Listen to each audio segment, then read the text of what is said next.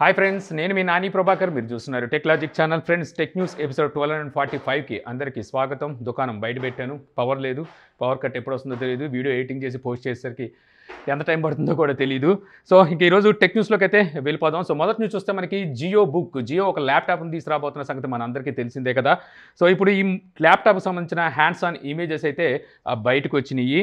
ఇప్పుడు మనకి క్లోజ్గా ఈ ల్యాప్టాప్ ఎలా ఉండబోతుంది అనేది అయితే కనిపిస్తుంది అనమాట. ల్యాప్టాప్ ఓపెన్ చేసి క్లోజ్ చేసి సైడ్స్ అన్ని చూపించారు. సైడ్ చూస్తే మనకి యూఎస్బీ పోర్ట్ అలాగే హెచ్డిఎంఐ పోర్ట్ కూడా అయితే ఉంది. ల్యాప్టాప్ ఓపెన్ చేసి చూస్తే లోపల మనకి ఆపరేటింగ్ సిస్టమ్, వీళ్ళ ఓన్ ఆపరేటింగ్ సిస్టమ్ ఉన్నట్టుగా చూస్తుంది. ఎవడో బట్టలు బాగుతున్నట్టున్నాడు సౌండ్లు అయితే వస్తున్నాయి.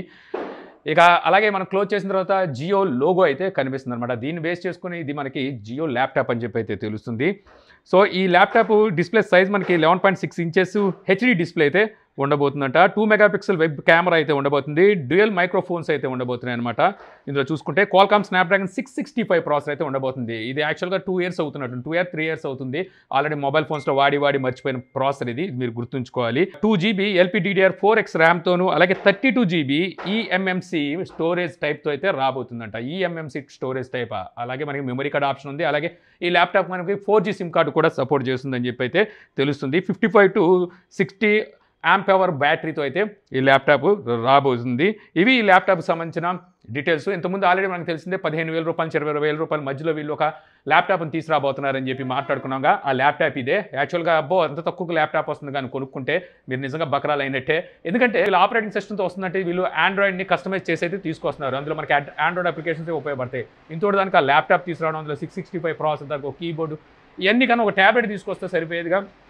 ఏంటో మనకు అర్థం కావట్లేదు ఏమి. సో ఇది విండోస్ ఆపరేటింగ్ సిస్టమ్ కూడా కాదు. ఒక మొబైల్ ఫోన్లో యూజ్ చేసే అప్లికేషన్స్ ఎలా ఉంటాయో అలాంటి అప్లికేషన్సే యూజ్ చేయగలరు. ఇందులో వచ్చే ఆ ప్రాసెసర్ కానీ ఆ స్టోరేజ్ టైప్ అలా ఇవన్నీ చూసుకుంటే అంత వాల్యూ ఫర్ మనీ కూడా కాదనమాట. వీళ్ళు 15,000 రూపాయలకి ఒకవేళ తీసుకొచ్చినప్పటికీ అలాగే వీళ్ళ జియో యాప్స్తో పాటు తీసుకొస్తారంట. ఇంకా అంతకుమించి మనకి ఇందులో ఏమీ పెద్దగా కనిపించట్లేదు. ఇక నెక్స్ట్ న్యూస్ చూస్తే మనకి OnePlus Buds Pro 2, ఈ Buds Pro 2కి సంబంధించిన స్పెసిఫికేషన్స్ అయితే ఇప్పుడు మనకి లీక్ అయినాయి. ఇందులో మనకి ఫీచర్ ఏంటంటే వీళ్ళు డ్యూయల్ డ్రైవర్తో అయితే ఈ బడ్స్ని అయితే తీసుకురాబోతున్నారంట.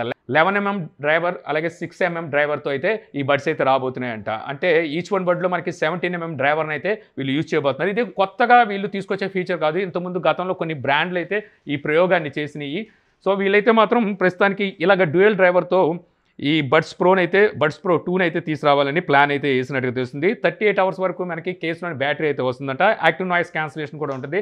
నాయిస్ క్యాన్సిలేషన్ ఆన్ చేసుకున్నట్టయితే 6 hours battery backup, noise cancellation of చేసుకుంటే 9 hours వరకు మీకు బ్యాటరీ బ్యాకప్ వస్తుందని చెప్పేసి సో తెలుస్తుంది. సో చూద్దాం మరి ఎప్పుడు లాంచ్ చేస్తారో, ఎంత ప్రైస్లో తీసుకొస్తారో. ఇక నెక్స్ట్ న్యూస్ చూస్తే మనకి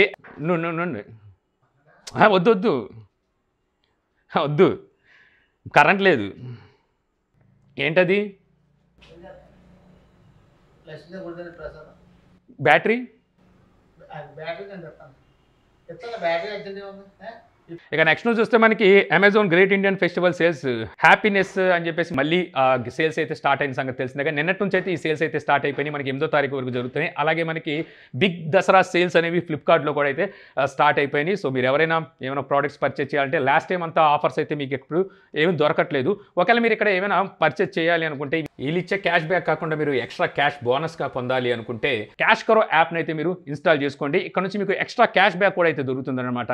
మనకి క్యాష్కరో అప్లికేషన్లో మింత్రా అలాగే అమెజాన్ లాంటివి ఈ-కామర్స్ వెబ్సైట్లు 1500 పైన ఈ-కామర్స్ వెబ్సైట్లు అయితే ఉన్నాయి. ఒకవేళ క్యాష్కరో అప్లికేషన్ మీరు ఇన్స్టాల్ చేసుకోండి, డిస్క్రిప్షన్లో లింక్ ఇస్తాను, అక్కడి నుంచి డౌన్లోడ్ చేసుకోవచ్చు. లేదంటే ప్లే స్టోర్లోకి వెళ్ళి క్యాష్కరో అని చెప్పేసి మీరు సెర్చ్ చేసి అక్కడి నుంచి కూడా డౌన్లోడ్ చేసుకోవచ్చు. ఎవరైతే కొత్తగా డౌన్లోడ్ చేసుకొని ఇన్స్టాల్ చేసుకొని సైన్ అప్ అవుతారో వాళ్ళు మన ఛానల్కి సంబంధించిన లాజిక్ 25 కోడ్ని కనుక యూజ్ చేస్తే మీకు 25 రూపీస్ క్యాష్ బోనస్ మీ అకౌంట్లో అయితే వస్తుంది.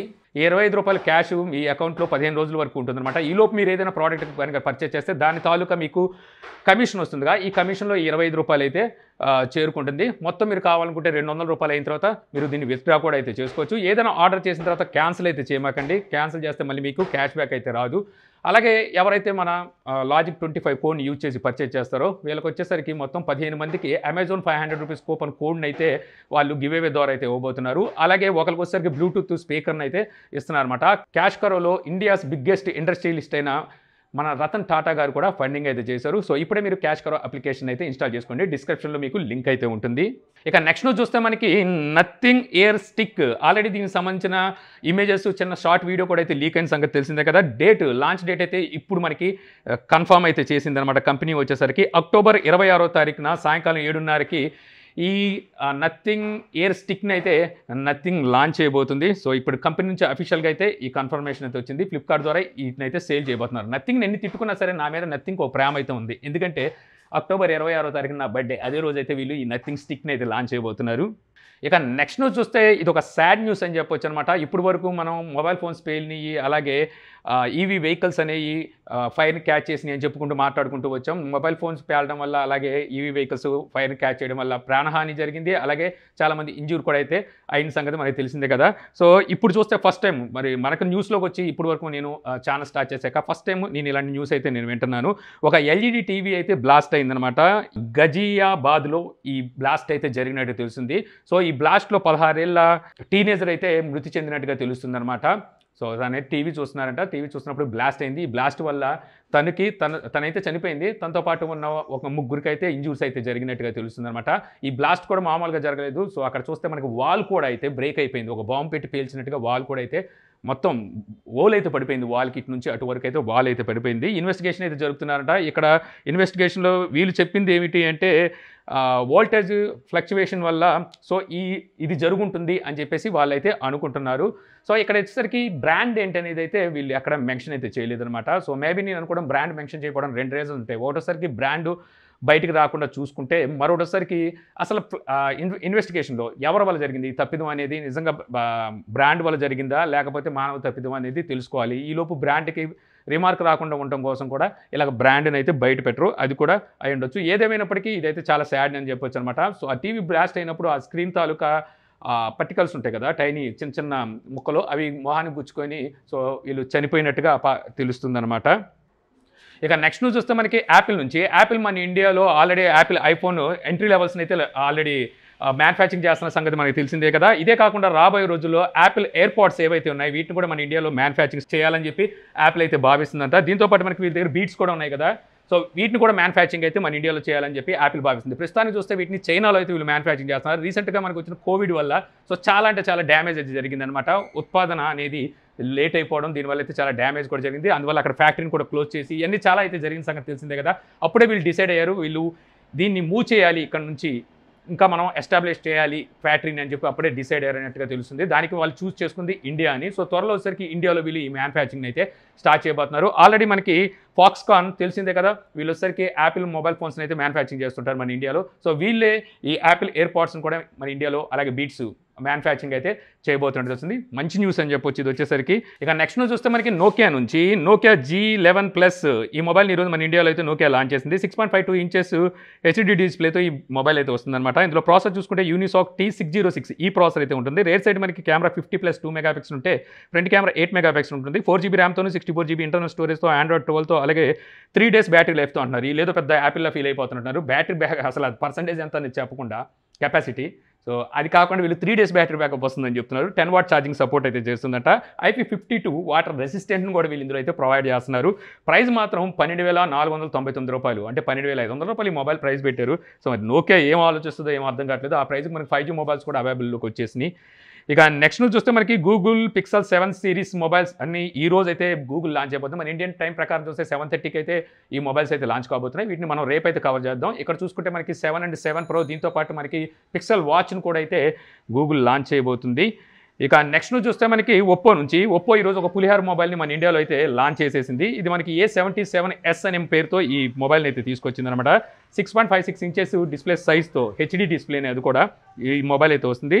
సో ఈ మొబైల్లో ఆల్మోస్ట్ స్పెసిఫికేషన్స్ ఎంత మనం మాట్లాడుకున్నాం కదా, ఏది Nokia specifications same specifications almost కనిపిస్తున్నాయి. ప్రాసెసర్ ఒకటి చేంజ్ అనమాట. స్నాప్డ్రాగన్ 680 ప్రాసెసర్ అయితే ఉంటుంది. ఈ మొబైల్ చూడడానికి రీసెంట్గా వీళ్ళు F21 Proనా ఏదో లాంచ్ చేశారు కదా మొబైల్స్, సేమ్ అదే డిజైన్లో అయితే ఈ మొబైల్ అయితే వస్తుందన్నమాట. కానీ ఈ మొబైల్ ప్రైస్ చూస్తే మహాదారుణంగా పెట్టారు.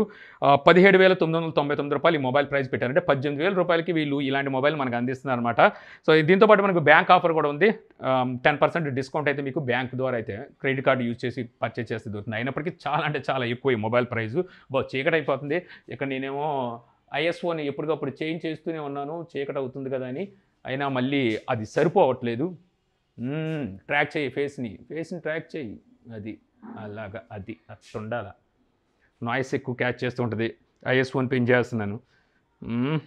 ఇంకా ఇంకొక న్యూస్ అయితే ఉంది, బట్ ఒకసారికి చీకటి పడిపోతుంది, ఎడిటింగ్ చేయాలి. సో ఇక్కడతో న్యూస్ అయితే ఆపేద్దాం. సో ఈ వీడియో మీకు నచ్చింది అనుకుంటున్నాను. వీడియో కనుక మీకు నచ్చితే లైక్ చేయగలరు. యూట్యూబ్లో మా ఛానల్ ఇంకా సబ్స్క్రైబ్ చేసుకోకపోతే సబ్స్క్రైబ్ చేసుకోవడం మర్చిపోమాకండి. So thank you for watching. జై హింద్.